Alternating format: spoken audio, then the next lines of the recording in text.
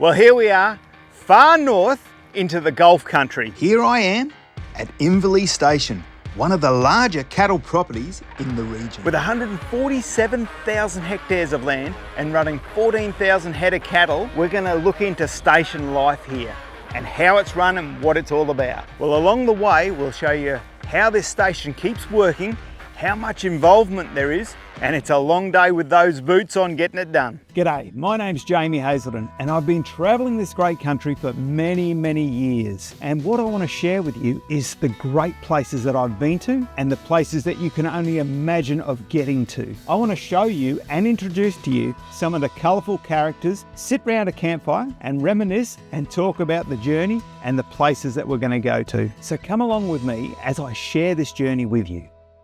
Proudly supported by and powered by Custom Lithium.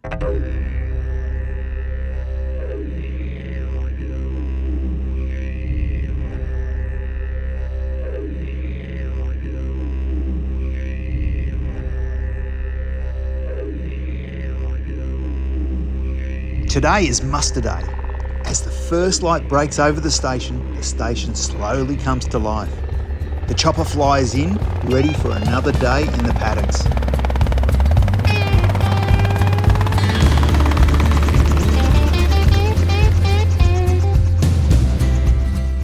The crew share a quick coffee around the fire before the real work begins. Buggies are topped up, gears checked over, and plans are made for the day ahead. Out here, every sunrise marks another chance to cover country. And today, I'm joining in to experience station life firsthand. Well, we're heading out across the station to bring a herd of cattle in so we can get them onto transport and take them down to Charters Towers. But the important part is we've got to be one step ahead of the cattle. As the crew and I make our way out to where the cattle are, we cover more than 30 kilometres just to reach them. Out here, distance is part of the job. And once we arrive, there's no wasting time. The crew are straight into it, spreading out across the paddocks to bring the mob in together. Well, we're out mustering at the moment, and I'm out on the wing, which is on the far side. And then you've got the people on the tail. They're bringing them in from the rear, and then you've got the leader down the front there who's leading them. We're just trying to bring, I think we've got about 280 cattle. We're just bringing them in so we can get them into their pens. Did I say 280 cattle? Well, I was a bit wrong there. I found out when we got back there was over 500 cattle in amongst that. Whilst mustering, the crew are always keeping a lookout. And as I said, they're always one step ahead. And Taz was right onto it and back before we got too far. Which is a bit rough and rugged out here. We've been going for about half an hour, 40 minutes. And we've probably moved the cattle about 1 kilometre. But I tell you what, up and down in these ditches, I'm gonna feel it in the morning, that's for sure. Everyone out here plays a really important role while mustering, and I'll explain how it works. Down the back, you'll have the tail ringer or jillaroo, and in this case, they had one of each. Out on the side is the wing rider, and that's where I was positioned. Then up front, there's a head, steering the cattle and setting the direction. Because we were walking the mob up along the fence line, there was only one winger person needed on this run. Got me up on that top corner, coming through the creek. Oh yeah, we're out anyway, mate. Roger. Not only is the country stunning out here, which I love, but I tell you what, I really enjoy and love doing this. Absolutely love it. While bringing the cattle in, the ringers try to keep them as calm as possible. If a few take off, the rest are likely to follow. And that's when the day can turn from a good one into a really long one.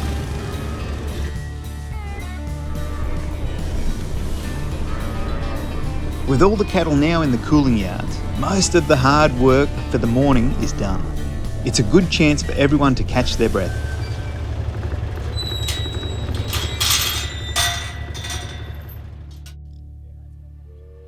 Now the crew can take a bit of a breather and grab a drink, while the cattle get a feed.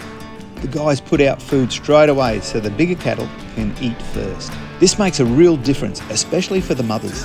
And when they've had a full belly, they're more likely to stay close to their calves and find them a lot easier.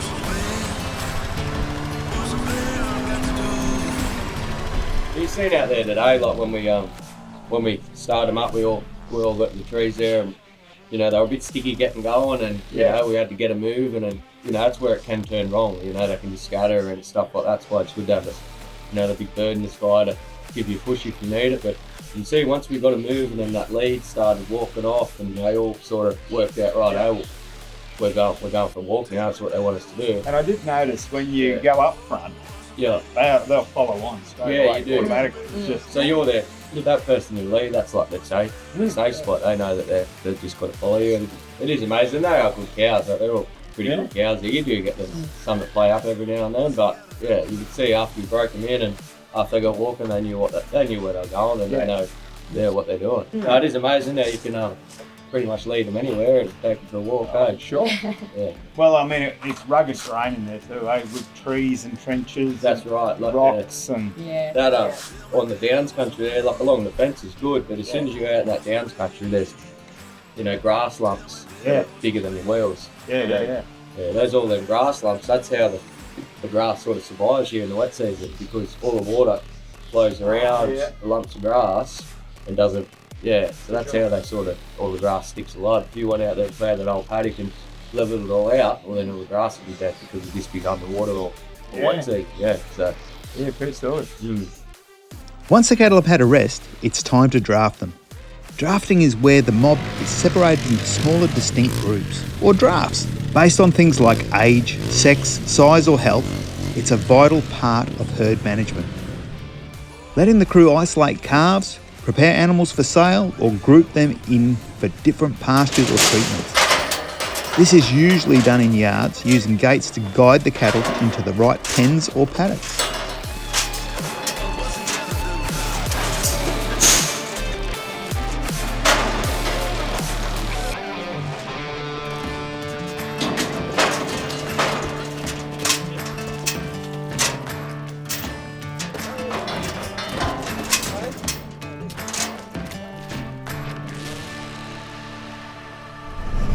That's pretty epic, rustling cattle like that. Oh, it is, mate. Yeah, it's good fun, eh? Oh, yeah. Yeah, it is. No, definitely. How often do you have to do that sort of thing? Well, so how it sort of works is you get first round, you get second round, which is just pretty much bring all the cattle in the yards. You do the first round just after the wet season. Then second round, you get that done before the wet season. Now, as you can see, I'm in a truck now. Now, the reason why I'm in this little truck is because it's simpler for them to move a small amount of cattle from one paddock to another paddock or holding yard. We might be doing 30 or 40 Ks and you're only moving 10, 15, 20 cattle. The truck's a quick, easy process to do. Is it that easy? Yeah. Really? That should be right, mate, yeah. Yeah, right. They've done it before, you know what I mean? They've been trucked before and they're pretty well behaved cattle. Yeah. So, Kane will just line me up here. Yeah, okay. I said that it might not go that way.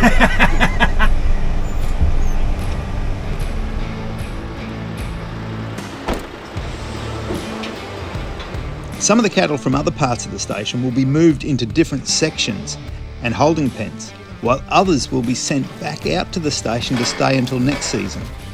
It's all part of keeping the herd organised and managing the land effectively.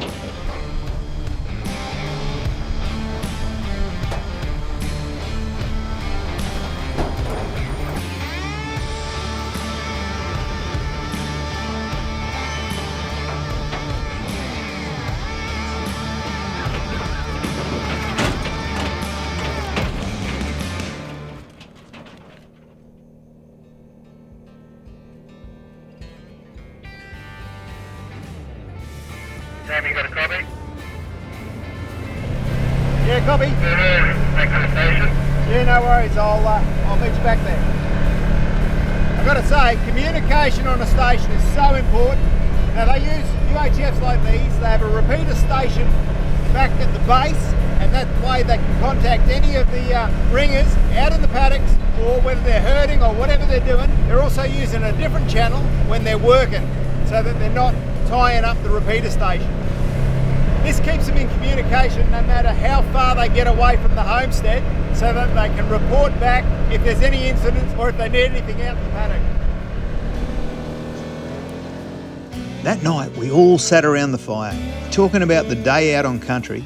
It was great to hear some of the crew's past experiences, stories from life on the station. You know, the only way you're actually going to get that sort of experience is be out there, have a go at it and do it yourself. And for dinner, we got to enjoy some of the station's own produce. Fresh and hearty and straight off the land we'd spent the day working on.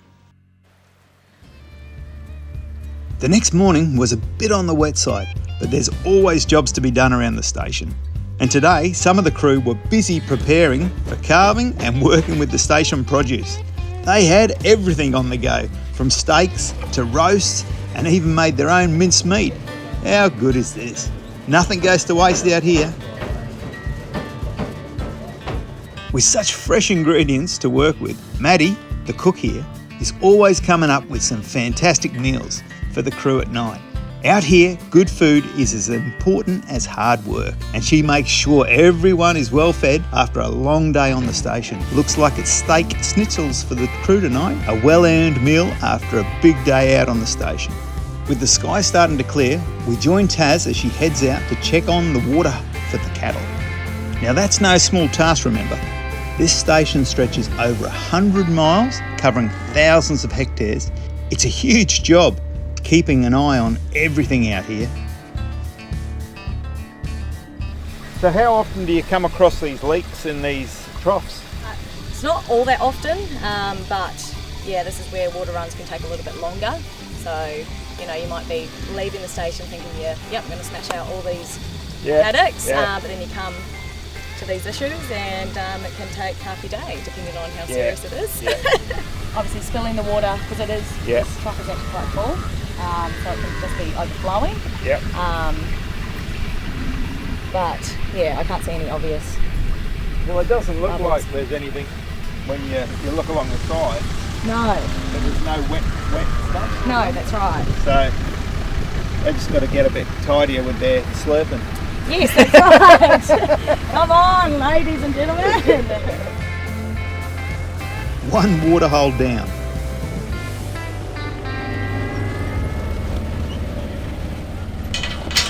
Well, there is a lot of gates on this property as we've gone through it, opening and shutting every single one of them, because you've got cattle in so many paddocks and the paddocks are huge.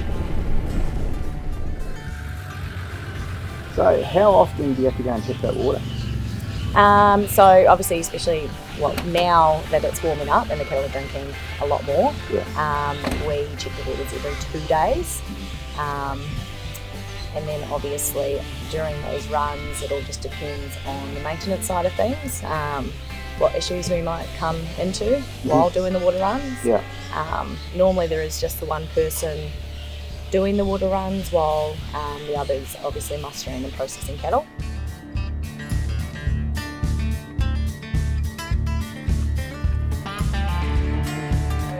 They usually run on a full tank. They usually run for 6 hours, depending. But yeah, obviously depending on how much water is in the turkey's nest up there, it will determine if we need to come out tomorrow and fuel it up again. So I'll go up and check it after we start it. How much oil does this go through? She's definitely due for some. It needs a bit of oil. Definitely, so this must be the week that it does need some. So I'll just grab the little funnel here. We just need to make sure that it feels heavy, which means that it's got water in it. So it's holding the water. So we don't have to prime it, which means we then would have to put water in here, taking the cap off. But if we lift it up, we'll be able to determine. So it doesn't feel very heavy, which is not good.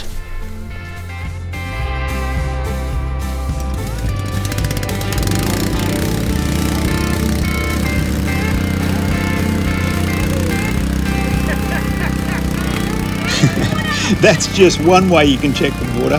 That flow just come up and smacked us straight in the face. And that's on camera.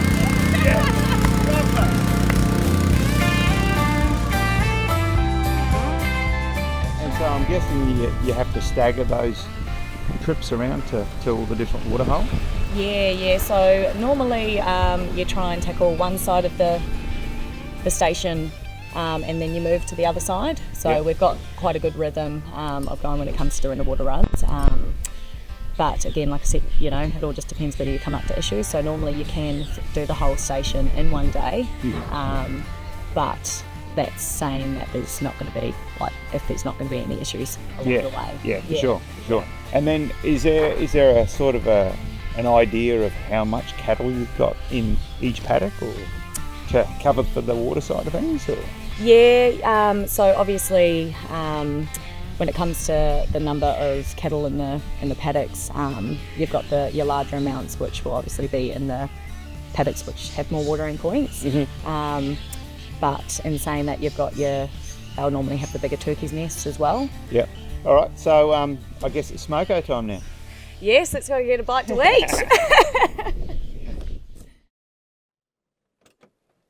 The station crew have plenty of jobs to tackle each day, and no 2 days are ever the same. But for the most part, there are always those regular tasks that need to be done. And this afternoon's job, making sure the little calves get their feed.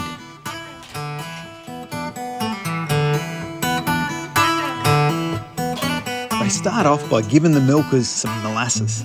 That'll keep them busy while they get the calves to come in for their feed.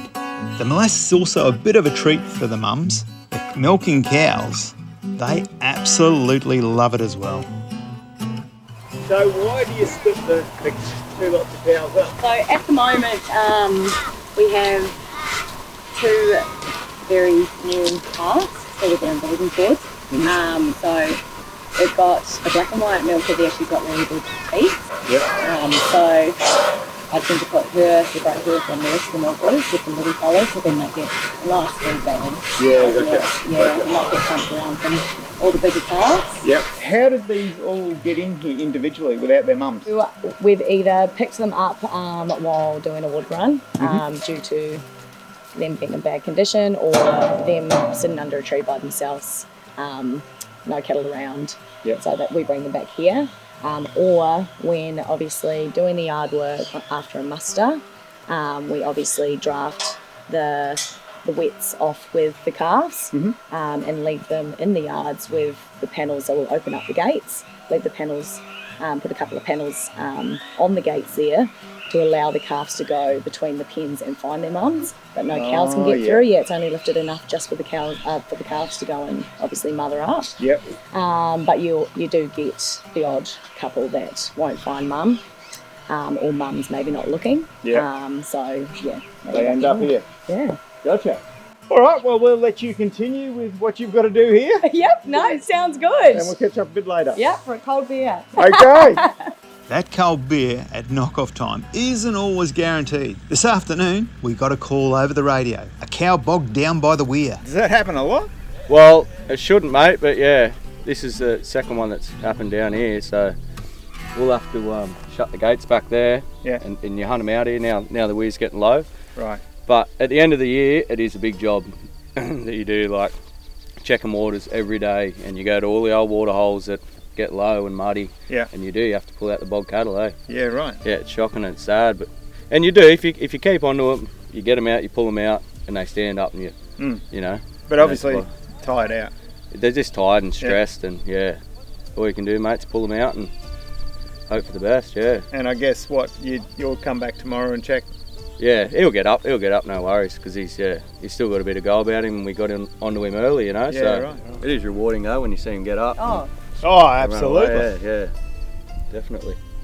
More of a lay down. Yeah, lucky Sanger come down here and found it, and we got onto it quick, and he should be right to go. We haven't met Sanger, have we? No. It's a different life, the old station life, that's for sure. Oh, it is, mate. Yeah, there is. Wow. Yep. The things you see. Yeah, and like you said, there's never a dull moment. You sit down at the end of the day, and then something pops up, and you got to go. Got to go out and do something. But you know, it's all fun and games. It's all good fun. Everything that you do is good. No, it's awesome. It's so good to see it though, you know. See it actually happening and what's going on. So. And I think you don't get much better. You know, there's a lot of stations in you know, out in the Barclay and in the deserts and that haven't got nothing. But yeah, a place like this where you're on the coast and you got, Yeah. you know, you got the fishing and you got the beautiful big water holes like this, and you're in the Gulf and get the sunsets. It's Yeah. it is great. So what could have happened? That a croc could have come in, or? Yeah, I'd say they would have sniffed him out. He's a pretty big animal. I know there's not big enough crocs in there to eat him, Yeah, right. but I think definitely the pigs would have. Oh, really? Oh yeah, they would have come in here pretty quick and cleaned him up. There you go, eh? No, there's definitely crocs in here, and it's you wouldn't swim. Well, there's no water you'd really swim in, eh? Yeah. And you do see them, you come across them all the time. It's just number one rule, eh? Don't swim. That's right. Yeah.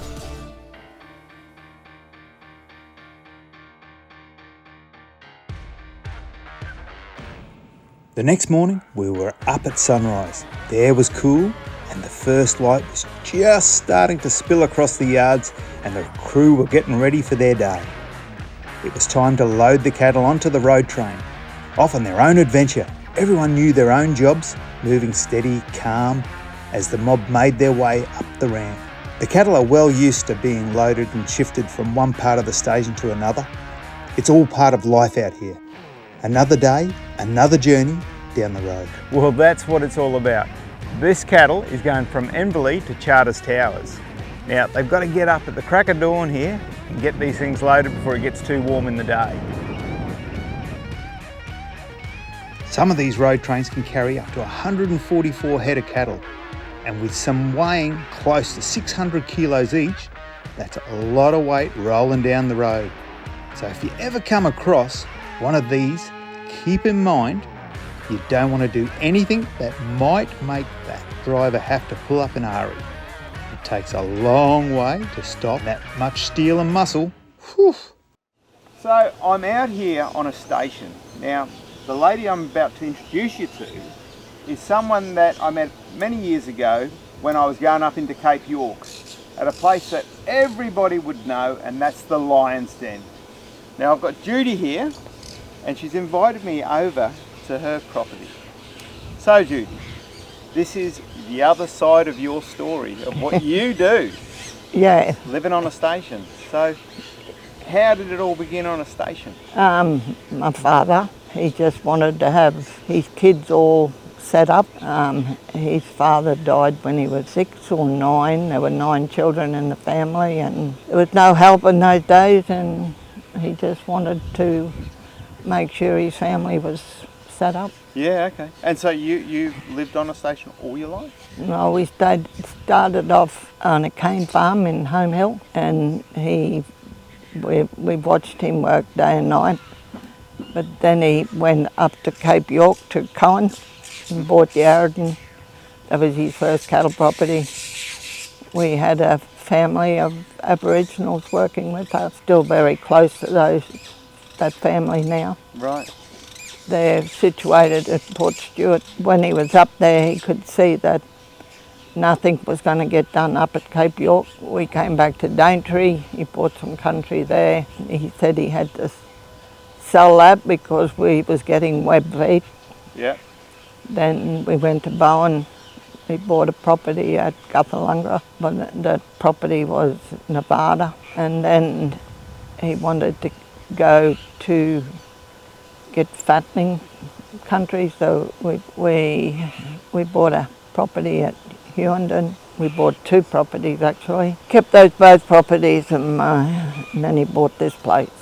Right. Yeah, he actually looked at other places around here, but he went with this one because of the high country on it. Yeah. And a bit of history. Yeah, yeah, here. yeah. The other place that had the 3 rivers running through it. And he just made a very wise decision. Yeah, okay. Obviously you've kept that legacy going. Well, I'm trying to honour his legacy. Yeah. So you've been on this particular property since 78? 79 Dad bought it. He did split this in half. The other brothers got the other half. Yeah, he set us up pretty good. Like you walk around here and you look around at all the dongas, the houses, all that sort of stuff. It's housing for everybody, as in... Yeah, privacy for people Yeah. to want to be here. Absolutely. Yeah. Different lifestyle too. It is. That house there was built in 1945. Which one? That house over there. Oh, right, It was by some, they were in the army camp and they just stayed and had got a job here and built that house. When you've got a station this size, how many station hands do you have here at one time, or how many come through during the season? Well, at the moment we've got 4. Yep. Normally they're just doing waters now, but when we do the second round we'll probably get another 4 or 5 Yep. on top of what we've got. And they'll stay for how long? Probably be 4 weeks. Oh yeah, okay. Before helicopters, I think they started mustering and they never stopped. Right. Because it was all horseback. Well, it's a lot of country to cover, isn't it? So in your season of cattle going through, how much would you put out in head of cattle? Well, we're not fully stocked at the moment. No. When we're full, there's about 14,000. Yeah, right. So what is your favourite part of being on a station? You're not worried too many people turning up. Well, that is a big difference from where you are. I know, and that's why I come back here and I veg out, and it is good because I've got a couple of good people over there now. Yep. And That's good. Sanger, he's worked there with us. Like when I was here before, you cook and you draft and you're doing everything, but now I don't have to do that. Yeah. Well, you've got a great bunch here. Yeah. Wow. No, they're good. Yeah. Yeah. It's a fun environment, an enjoyable environment, and everybody's got the same vibes of being on top of the world, loving what they do, and they don't call it a job. Now, today you're flying back out. You're going back to the Lion's Den. Yeah. So, what's happening at the Lion's Den these days? Because I mean, you got same thing, different day. yeah, but it was a big wipe out there, wasn't it? Yeah, it was something different. Yeah. We coped. We coped. Now, what I'm talking about there is what year was the floods? December 23. December 23, the floods that went through, and how high did they get up there? Over the peak of the pub was just poked out. Yeah, and so how high? Well, I think it's 45 feet from the campsite. 45 feet in depth From the campsite. from the campsite. And Judy got picked up off the roof of her pub, by a helicopter. Yeah, he was a cowboy, and he was. If you're going to get picked up by somebody, you need it to be a cowboy. Yeah. Because you know that they know how to Handle conditions. handle conditions and their own life. Yep. Because Yeah. it could all come crashing down if they aren't aware. Yeah, that's awesome. That's so good to hear that, though, you know. Yeah. But now things are up and running again, and it's all going well on that Yeah, side? it is. Yeah. The building itself, this year it's 150 years it's been there. Yeah. Cyclones have run over the top of it. Yeah. So you've got a celebration coming up? Yeah, the 17th, 18th and 19th of October. Because there's always music there, so there'll be music there for the 3 days. Yep.